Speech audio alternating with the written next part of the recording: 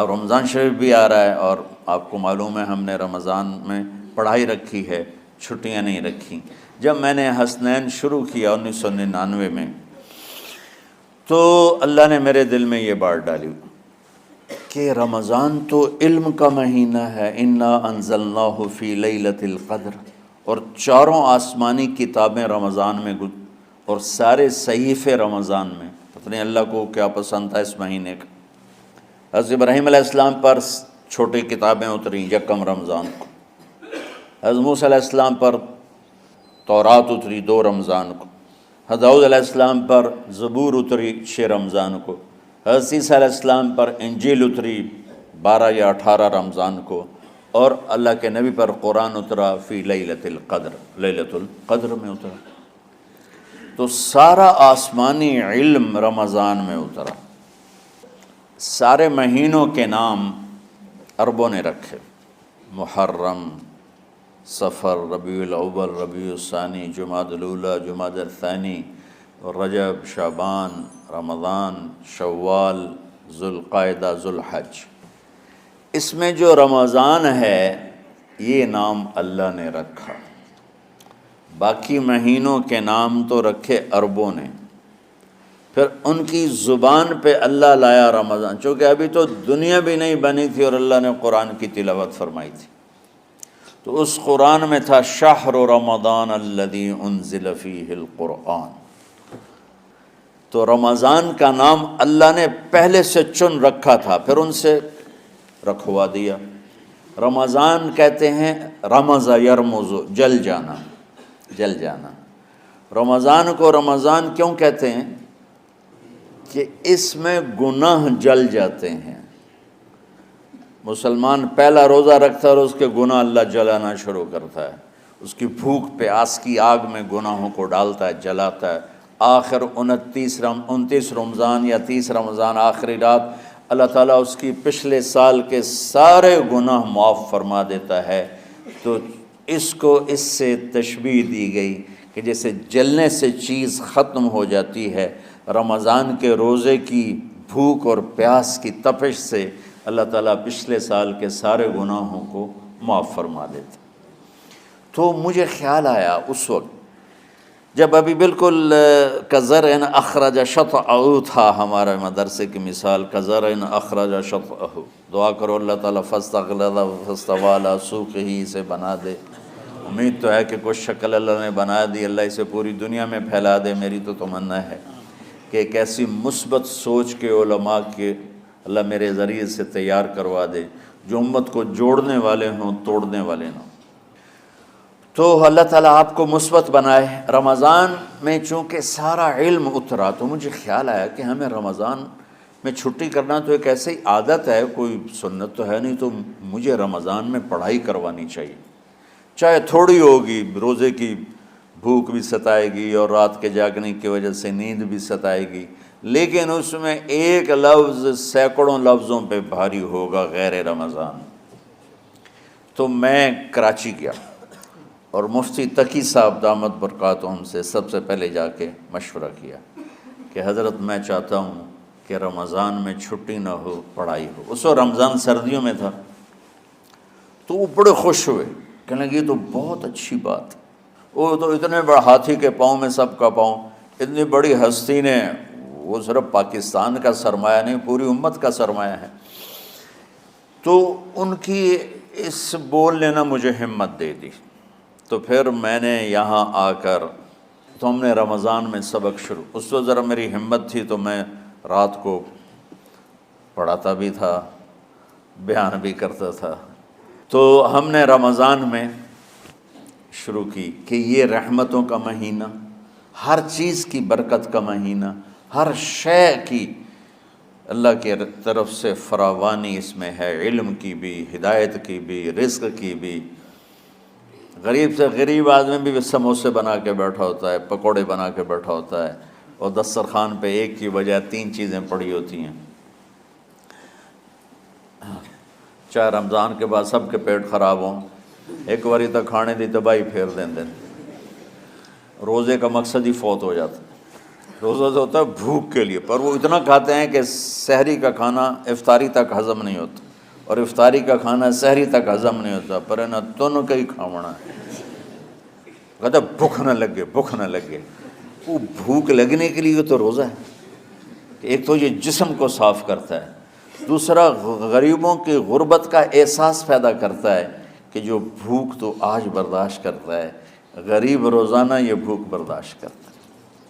تو اللہ کے غریب بندوں کی خدمت کر، ان تک اپنے مال پہنچا، اپنا اللہ نے دیا ہے تو ان کو بھی اس میں شریک کر، قبر میں لے جائے گا۔ تو اللہ تعالیٰ نے میرے دل میں یہ ڈالا، تو ہم نے تعلیم رمضان میں شروع کی، کیونکہ قرآن رمضان میں اترا، انجیل رمضان میں اتری، زبور رمضان میں اتری، تورات رمضان میں اتری، تو پھر اللہ نے اس مہینے کا نام خود رکھا شہر رمضان، شہر رمضان۔ اس میں شب قدر رکھی، اس میں رات کی ایک نماز۔ اچھا، پہلی امتوں پہ روزہ فرض تھا افطاری سے افطاری، افطاری سے افطاری، بہت شدید تھا، 24 گھنٹے کا روزہ، بس افطاری کے بعد آنکھ لگ جاتی تو روزہ اگلا شروع ہو جاتا تھا۔ تو ہم پر بھی پہلے ایسے ہی روزہ اترا، افطاری سے افطاری۔ تو ابن سرمہ رضی اللہ تعالی عنہ اونٹ چرانے والے تھے، وہ شام کو لوٹے تو بیوی سے پوچھا کوئی افطاری کا سامان ہے؟ انہوں نے کہا ہے تو نہیں، میں کہیں سے لے آتی ہوں۔ وہ گئیں افطاری کا کوئی سامان لینے، ان کو تھوڑی دیر ہو گئی اور ان کی آنکھ لگ گئی، تھکے ہوئے تھے، سورج ڈوب گیا۔ جب وہ آئیں تو ان کا ہائے سرمہ تو ہلاک ہو گیا۔ کہ کیا ہوا؟ کہ اگلا روزہ شروع ہو گیا کیونکہ تیری آنکھ لگ گئی۔ تو انہوں نے کہا چلو کوئی بات نہیں، لیکن ظہر کے وقت بے ہوش ہو گئے۔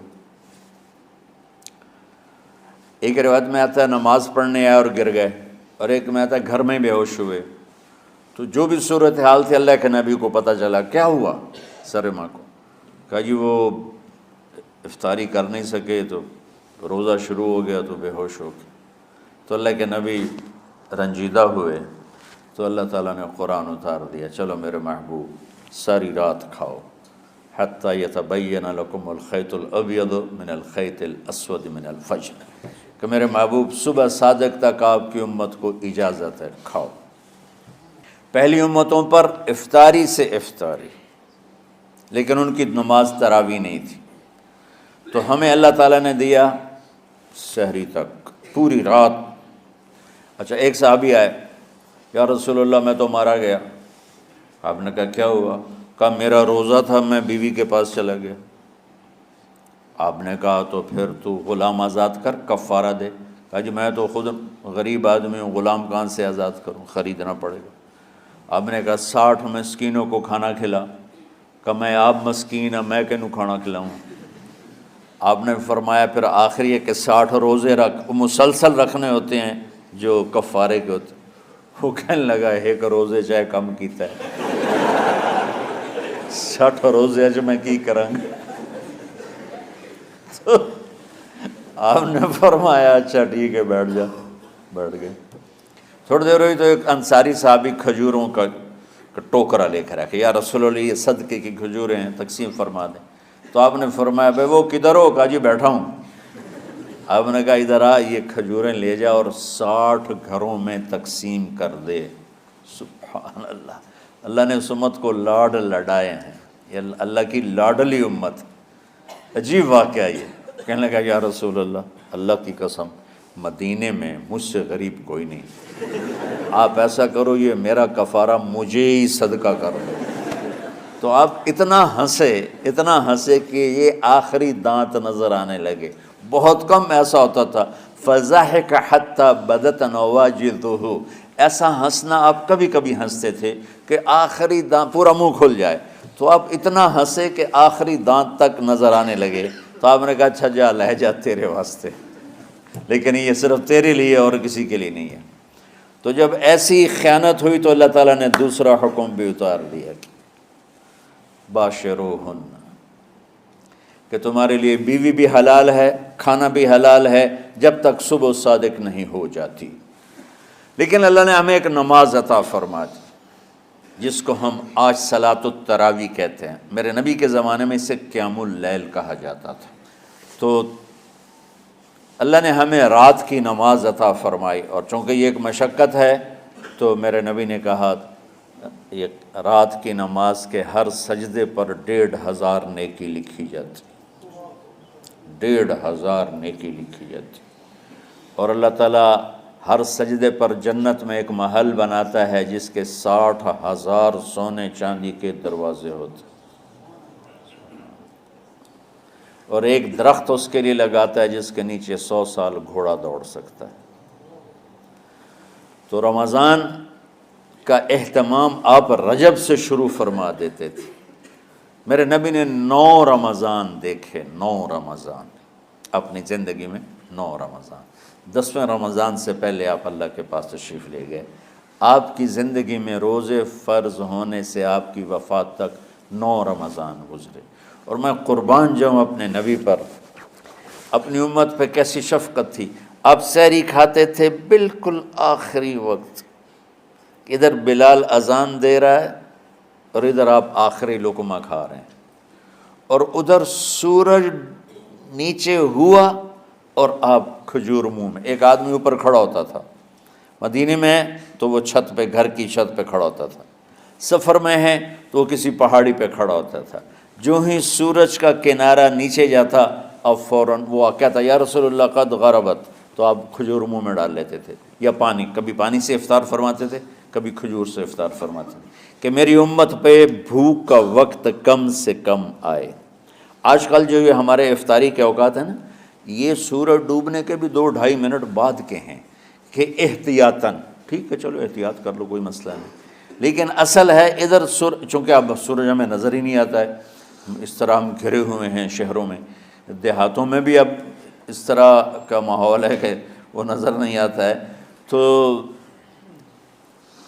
بہتر کہ ادھر سورج غائب ہو، ادھر لقمہ منہ میں جائے، لیکن یہ تب ہے جب آپ نظر آ رہا ہو۔ اب جب آپ یہاں بیٹھے ہو حسنین میں تو یہاں تو کوئی سورج نظر نہیں آئے گا، یہاں تو مینار ہی نظر آئے گا، تو لہٰذا احتیاط ٹھیک۔ ہمارے اہل حدیث بھائی وہ 2 منٹ پہلے ہم سے افطار کرتے ہیں، تو بڑی اچھی بات ہے کہ سورج کے غروب ہونے کا جو اصل وقت ہے اس کے ساتھ ہی افطار کرنا۔ اور سحری میں ایک واقعہ سناتا ہوں، آپ سحری کھا رہے تھے، بکرے کی سری پکی ہوئی تھی، تو مولا علی رضی اللہ تعالیٰ عنہ اور عرباض بن ساریہ رضی اللہ تعالیٰ عنہ آپ کے ساتھ کھانا کھا رہے تھے، تو حضرت بلال ہے، یا رسول اللہ وقت ختم ہو گیا ہے، میں اذان دینے جا رہا ہوں، آپ برائے مہربانی کھانا پینا بند کریں، اور یہ کہہ کر چلے گئے۔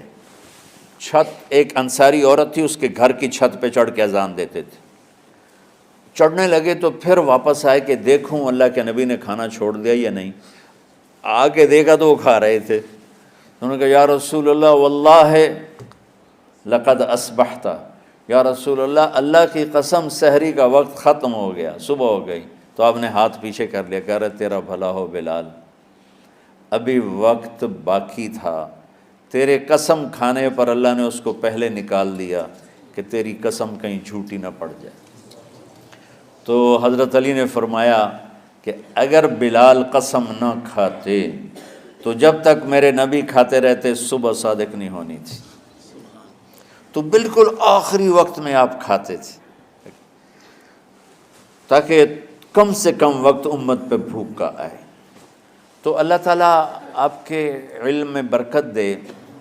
رمضان علم کا مہینہ ہے، سونے کا نہیں ہے، کھانے کا نہیں ہے، سموسے پکوڑے کا نہیں ہے، رمضان علم کا مہینہ، شب قدر اس میں ہے، اللہ کا عرش پہلے آسمانوں پر ہے، سارا دن ساری رات اللہ کے اعلان ہو رہے ہیں، کوئی بخشش چاہنے والا، کوئی معافی چاہنے والا، کوئی رزق چاہنے والا، کوئی ہدایت چاہنے والا، کوئی شفا چاہنے والا، اور فرشتوں کے اعلان ہو رہے ہیں، بھلائی کرنے والے آگے بڑھ، برائی کرنے والے بس کر دے۔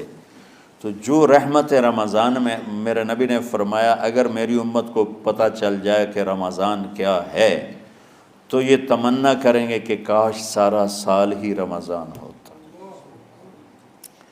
تو بچوں، آپ خوش قسمت ہیں کہ آپ کا جو رمضان ہے وہ علم کی طلب میں ہے۔ اس میں اگر آپ سوئے بھی ہوگے نا تو آپ کو وہ اجر ملے گا جو نفلیں پڑھنے والوں کو بھی نہیں ملے گا۔ ایک شخص آیا کہ یا رسول اللہ، اب دیکھو آپ اللہ کے راستے میں ہو، آپ اللہ کے راستے میں ہو۔ ایک شخص آیا، یا رسول اللہ، کیا میں کچھ مال خرچ کر کے اللہ کے راستے میں جانے والے کا اجر لے سکتا ہوں؟ آپ نے فرمایا کتنے تیرے پاس؟ کہنے لگا جی 6000۔ اس دور میں 6000 بہت بڑی دولت تھی۔ تو آپ نے اسے فرمایا کہ تو 6000 تو کچھ کہہ رہا ہے، اور میں یہ کہہ رہا ہوں تو سارے بھی خرچ کر دے تو جو اللہ کے راستے میں سویا ہوا ہے اس کی نیند کے اجر کو بھی نہیں پا سکتے۔ تو آپ سب اللہ کے راستے میں، آپ طلب علم میں